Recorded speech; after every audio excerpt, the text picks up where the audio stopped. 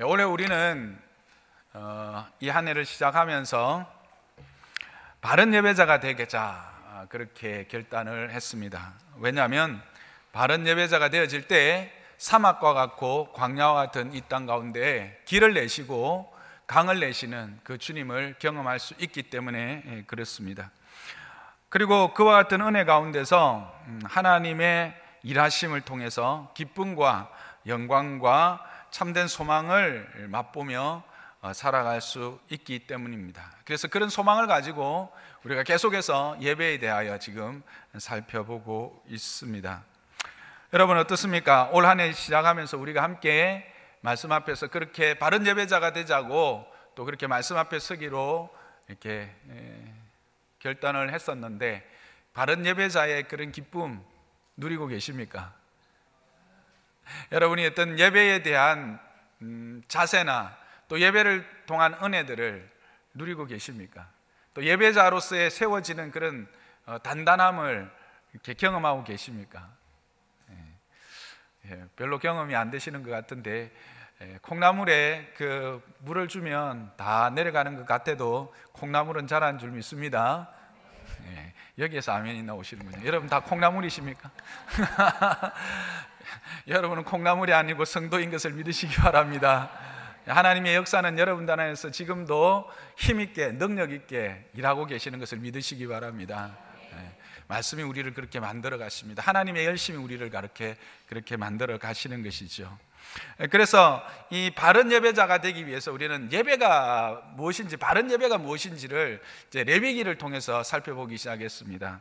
그래서 하나님이 기쁘시게 받으시는 예배에 대해서 함께 생각해 보았고, 그런 예배들이 신약교회에서 일어나는 모습을 우리는 사도행전을 통해서 또한 확인했습니다. 그리고 그 사도행전을 통해서 그런 예배 안에는 말씀과 성찬과 믿음 안에서의 교제 그리고 헌신이 있었음을 확인했습니다. 그래서 그 말씀을 가지고 지난 3주 동안 이 그 말씀, 설교에 대해서 우리가 함께 살펴보았죠. 만일 하나님의 말씀을 대언하는 설교가 없다면 우리는 어떻게 되었을까?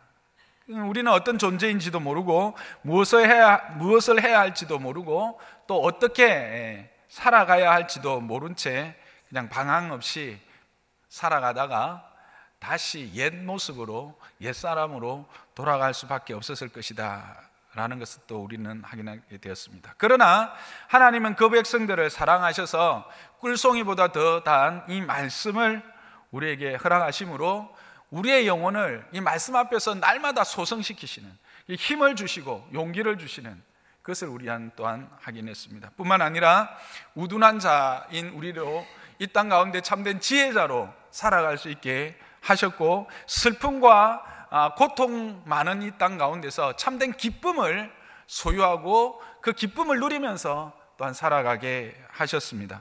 뿐만 아니라 어디로 가야 될지 모르는 우리들에게 무엇이 옳고 무엇이 그런 것인지를, 우리는 어디를 향해 가야 하는 것인지를 깨달아 알 수 있도록 눈을 밝게 하셨다라고 하는 것도 확인했습니다. 그래서 우리는 이 땅에 살면서도 힘을 잃지 않고 우둔하지 않고 기쁨을 잃지 않고 길을 잃지 않고 살아가게 하신 것입니다.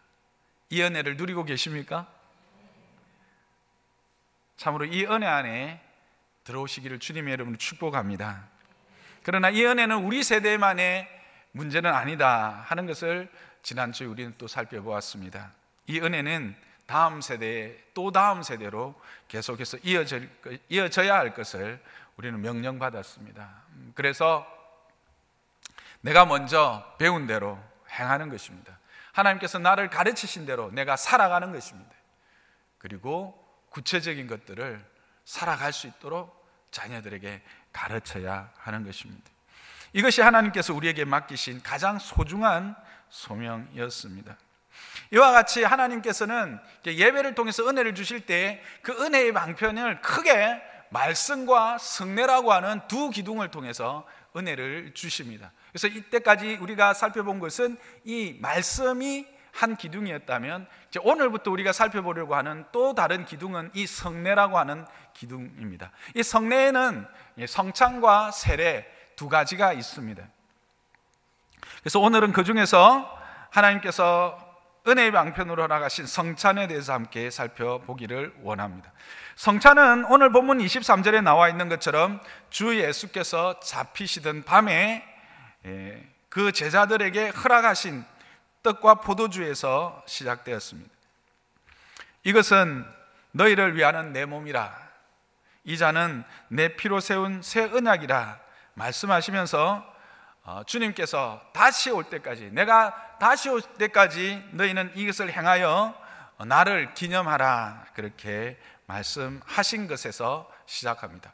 그러면 왜 예수님은 이렇게 오실 때까지 이 성찬을 기념하라 하셨을까? 무엇 때문에, 무슨 이유로 이 성찬이 도대체 어떤 역할을 하기에, 어떤 일들을 하기에, 이 성찬이 무엇이기에 이렇게 주님이 오실 때까지 계속해서 반복해서 이것을 행하라 하셨을까 하는 생각이 들었습니다. 그 이유를 조금 더 우리가 실제적으로 느껴보기 위해서 이 성찬이 처음 시행되어졌던 그 날로 돌아가 보면 좋겠습니다. 처음 성찬이 시행되어졌던 날은 언제입니까? 그렇죠. 감람산을 앞두고 예수 그리스도의 십자가를 앞둔 그 전날이었습니다. 모든 제자들을 함께 모으고 이제 이 땅에서의 마지막 유월절을 보내시던 날 밤입니다. 그 밤이 지나면 어떻게 됩니까? 예수님은 이제 십자가를 지시게 되는 것이죠. 십자가가 물론 영광입니다. 그러나 제자들에게는요, 그 십자가는 예수님과 이별하는 순간이고, 예수님은 또 그 제자들을 이 땅에 남겨두고 떠나야 되는 시간입니다. 예수님이 제자들이 남겨졌을 때 어떤 모습일까 충분히 알고 계셨습니다. 우리는 또 성경의 기록을 통해서 알고 있습니다. 예수님이 그렇게 십자가에 달려 돌아가시자, 아니 달려 돌아가시기 전부터 그들은 뿔뿔이 흩어져서 도망갔습니다. 그리고 두려워서 방콕했습니다. 방에 숨어서 그렇게 무서워하고 있었습니다. 그걸 예수님은 아신 것이죠.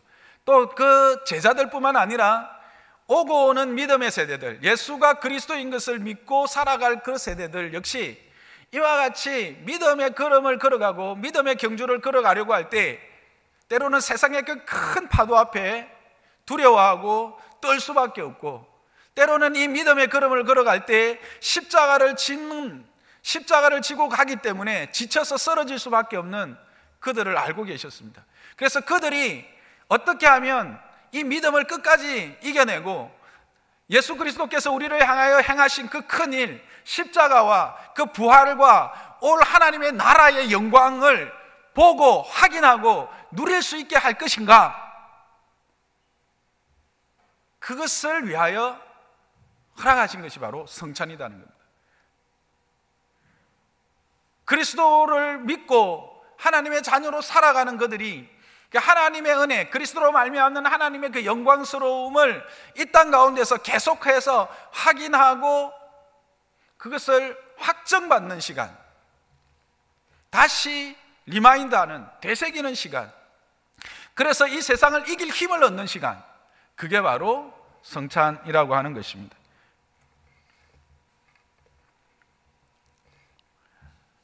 그래서 예수님이 떡을 떼시고 잔을 나누신 것은 단지 그냥 떡과 잔이 아니라 이것은 내 몸이고 이것은 내 피라고 말씀하시고, 이것은 너희를 위한 생명의 떡이다, 생명의 음료라고 말하고 계신 것을 우리는 기억합니다. 그것을 기억하라는 것입니다. 너희가 이 땅에 살지만 너희의 참된 생명의 주인은 바로 나라는 겁니다. 예수 그리스도가 너희를 위하여, 내가 너희를 위하여 몸을 찢고 너희를 위하여 피를 흘려서 너희를 샀다라는 것입니다.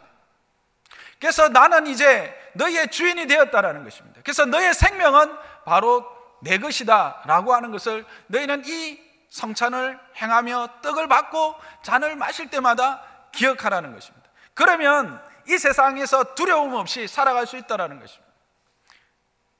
너희는 이 떡을 떼며 잔을 마실 때마다 그것이 우리의 삶, 우리의 몸을 책임지고 오늘도 하나님의 그 풍성하신 은혜 가운데 우리의 쓸 것과 입을 것을 공급해 주시는 이가 누구신지 너희는 알아라는 것입니다. 공중에 나는 새를 보고 그 들에 핀 백합화를 바라는 것입니다. 그들을 누가 먹이시고 누가 입히시느냐? 여호와께서 그렇지 않느냐? 그처럼 나도 너희를 위하여 살을 찢어서 너희에게 양식으로 주었고 내 피를 흘려서 너희에게 음료로 주었다라는 겁니다. 우리는 예수 그리스도의 이 구원, 그 구원이 단지 그냥 영혼에 대한 구원만으로 생각하지만, 그러나 하나님은 우리의 삶의 영과 육의 모든 것의 주인이 되신 것을 여러분 믿으시기 바랍니다.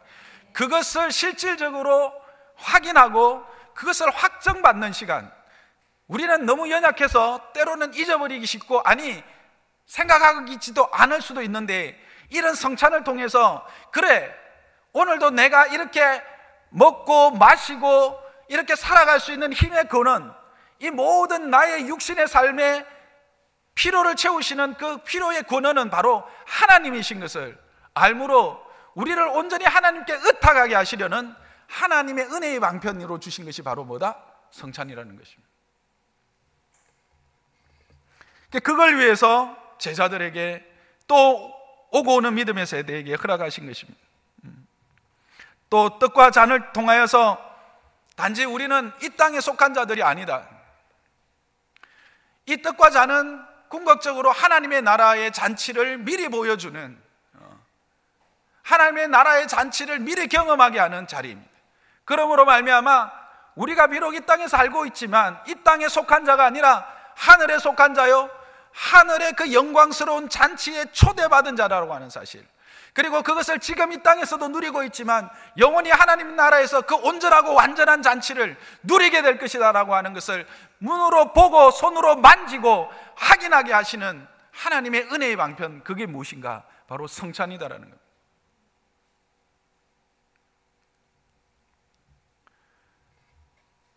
뿐만 아니라 떡과 잔에 참여함으로 말미암아 하나님 예수 그리스도의 연합을 경험하게 하고, 예수 그리스도와 하나됨 뿐만 아니라 모든 성도들과의 하나됨도 경험하게 하시는 자리, 그것을 확인하게 하는 자리가 바로 성찬이라는 겁니다.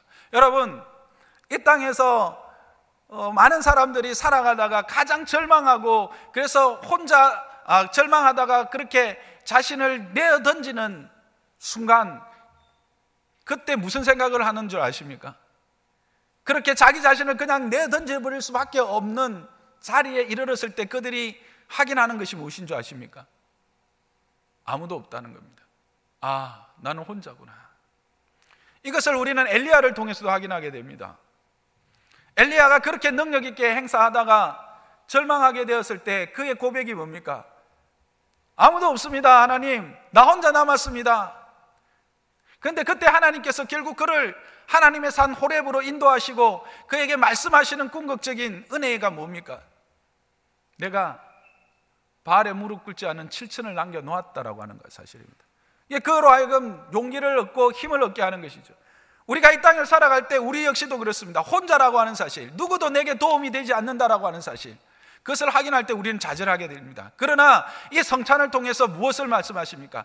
이것은 내 살이고 이것은 내 피라고, 이것을 먹는 자는 나는 그 안에 거하고 그는 내 안에 거할 것이라고.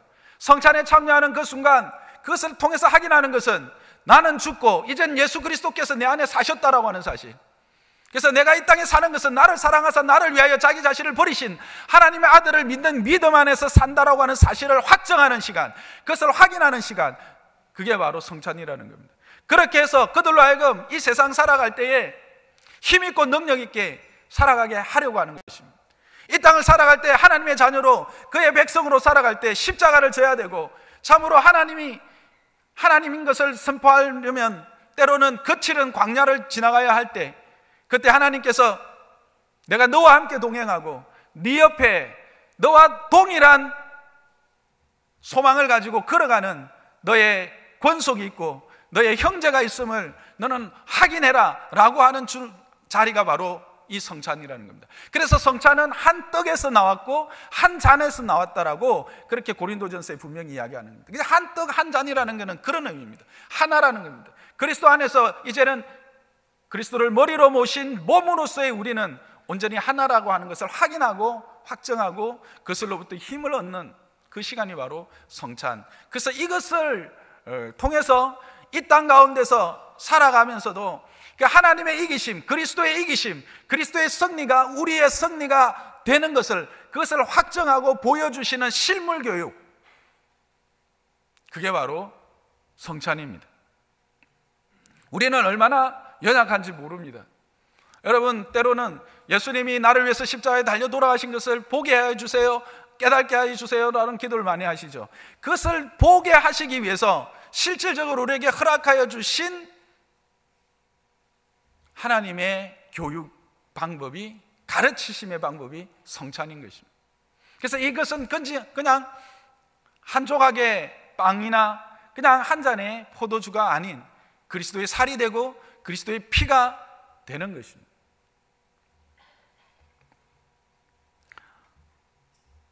저는 이것이 이제 예수님의 이것을 허락하신 의도인데, 저는 장로산나교회 성도들이 다 함께 이 성찬을 통해서 이와 같은 은혜를 누리시기를 주님의 이름으로 축복합니다. 그래서 성찬은 십자가에 못 박힌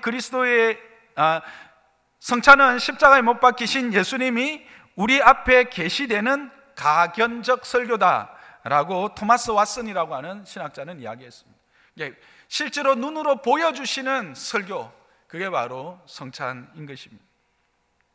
물론 이것은 제가 그냥 그날 이렇게 허락되어졌다고 해서 어떤 분은 그러면 예수님이 가만히 계시다가 안 되겠다, 이거 제자들을 위해서 뭐 성찬을 해야 되겠네 라고 적극적으로 하신 것은 물론 아닙니다. 자, 여러분의 이해를 돕기 위해서, 예수님의 마음을 우리가 좀 더 이해하기 위해서 그렇게 했지만, 이것은 하나님께서 오래전부터 예정하신 것이고 그 표본이 무엇입니까?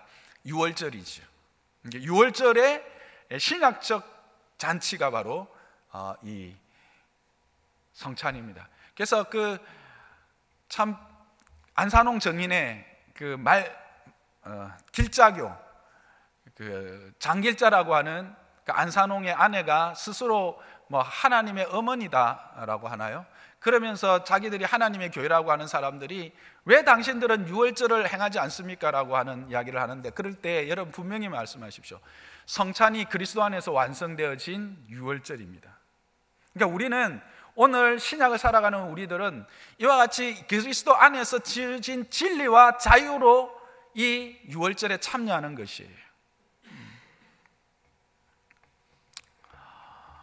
그렇게 하나님께서는 이 성찬에 놀라운 은혜를 담아내셨습니다. 그래서 여러분, 세례를 받아야 되고 이 성찬을 참여해야 되는 이유는 이와 같이 이 성찬으로 말미암는 은혜가 풍성하기 때문입니다. 이 가운데 아직도 교회를 좀 출석하셨지만 세례를 받지 못한 분이 계신다면 속히 세례를 받아서 이 성찬의 은혜에 함께 참여하는 복을 누리시기를 주님의 이름으로 축복합니다. 그러나 이렇게 은혜가 큰 만큼 또 뭐가 크겠습니까? 산이 높으면 골이 깊습니다. 은혜가 큰 만큼 이걸 분별 없이 행하면 그 해악도 크다라고 하는 것입니다. 그것을 보여주는 말씀이 바로 오늘 우리가 함께 읽었던 이 고린도 교회의 사건입니다. 고린도 교회는 이 사도의 가르침을 받아서 동일한 성찬을 행하고 있었습니다. 그러나 그들의 성찬은 바울로부터 칭찬을 받을 수 없는, 책망을 받을 수밖에 없는 성찬이었습니다. 그 이유는 성찬을 통해서 연합과 하나님과의 하나됨, 성도의 하나됨을 확인해야 됨에도 불구하고 오히려 분열을 확인하게 되고 분쟁을 일으켰기 때문에 그렇습니다. 그 주된 이유는 이 성찬을 먹는 방법을 그들은 몰랐고 성찬을 통해서 행하고자 하는 하나님의 뜻을 바로 이해하지 못했기 때문에 그랬습니다. 그 대표적인 예가 바로 식사였습니다. 그것을 나타내는 말씀이 21절입니다. 먹을 때에 각각 자기의 만찬을 먼저 갖다 먹음으로 어떤 사람은 시장하고 어떤 사람은 취함이라. 뭐 쉽게 생각할 수 있습니다. 그냥 음식이 쭉 차려졌는데 그냥 어떤 사람이 먼저 와가지고 막 먹었다, 그렇게 생각할 수도 있습니다. 물론 뭐 그렇게 해석해도 나쁘지는 않습니다. 바르지 않은 해석은 아닙니다. 그러나 이제 이 본문을 조금 더 이해하려면 우리가 고린도 시대로 한번 가보면 좋을 것 같습니다. 고린도는 어느 나라입니까? 고린도 시대 이 성경에 나오는 이 나라는 로마. 오케이, 잘했어요, 찬영이.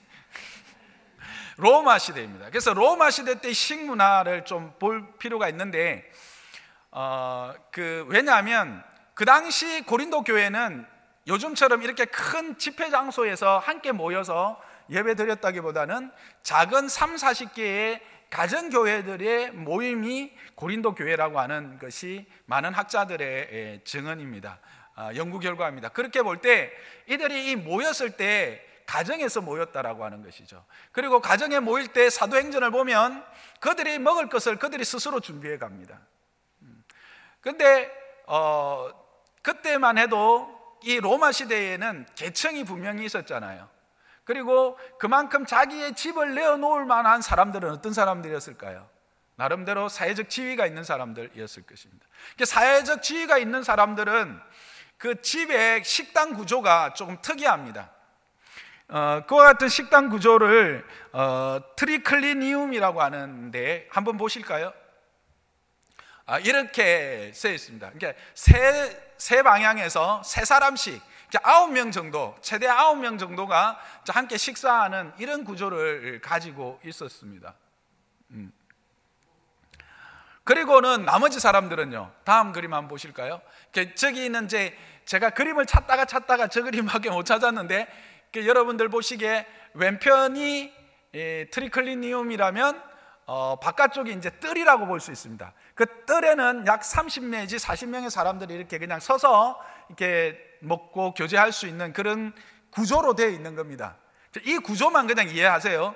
이 구조로 되어 있으니까 어떻게 된 거냐 하면, 이걸 그대로 해석하면 여유가 있는 사람들은 자기들이 준비해온 맛있고 좋은 것들을 미리 가지고 와서 저기 트리클리움에서 그냥 먹어버린 거예요. 그러면서 또 자기들은 뭐라고 생각한 거냐, 우리는 충분히 이런 걸 누릴 수 있는 자격이 있어, 뭐 이렇게 하면서 먼저 먹고 그냥 배부르고 취해버린 거예요. 그런데 교회 안에는 그런 사람들만 있는 게 아니라 그랬죠. 그 당시만 해도 이제 노예에서 막 벗어난 자유인들이 있을 수 있고요, 또 노예의 신분을 여전히 가지고 계신 분들도 있었을 거예요. 그런 분들은 자기 일들을 마치고 막 돌아오니까 어떻게 해요? 뭐 찌꺼기가 남든지 뭐 그렇게 된 거죠. 먹을 게 없든지. 그래서 결국은 뭐예요? 성찬이 하나됨의 자리, 그리스도 안에서 우리가 하나라고 하는 이 땅을 살아가면서 힘과 용기를 줄 수 있는 동력자라고 하는 것을 확인하는 자리가 아니라, 야, 그럴 수 있냐? 그래도 그렇지, 아무리 네가 갖고 와도 네 혼자 다 먹냐? 뭐 이렇게 되는 거죠. 그렇게 돼가지고 분쟁이 일어나기 시작했다라는 겁니다. 그래서 지금 바울이 뭐라고 말하냐면, 너희를 칭찬할 수 없다. 이 말은 아주 바울이 그 분노를 누구로 때려서 한 말이겠죠. 직설적으로 하면 혼날래? 죽는다, 이 말이죠. 그러니까 많이 이렇게 나무란 거죠. 책망한 것입니다.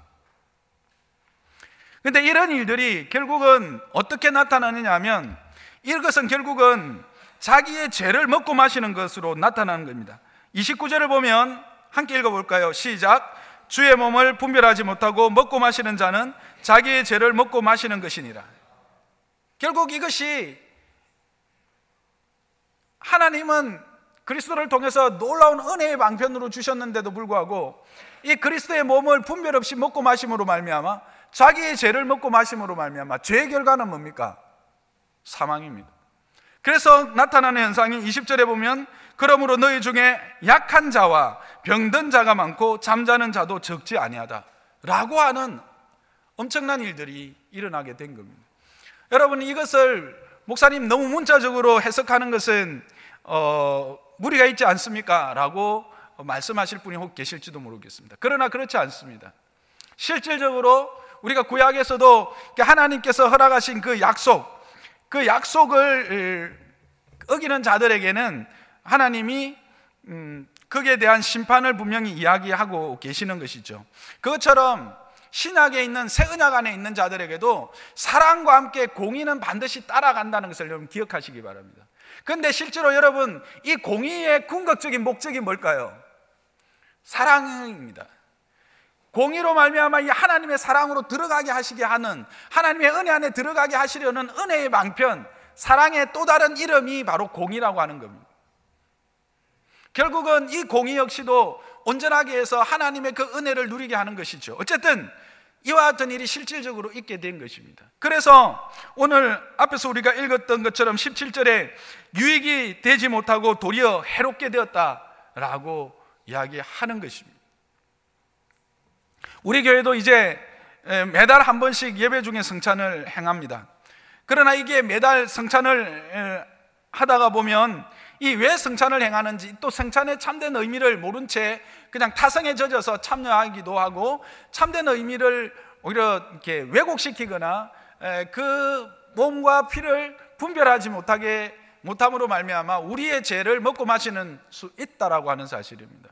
그래서 이번 주부터 시작해서 이제 몇 주간에 걸쳐서 이 성찬에 대한 더 분명한 것들, 오늘 우리가 전체적인 이렇게 대강을 제가 말씀을 드렸다면, 이제 몇 주간에 걸쳐서 성찬에 대한 더 깊은 고찰과 이해를 해 나가고, 그래서 하나님이 기뻐하시는 그 성찬으로, 또 하나님이 주시기 원하시는 그 은혜를 풍성히 누릴 수 있는 성찬에 참여하는 그런 시간들을 갖기를 소망합니다.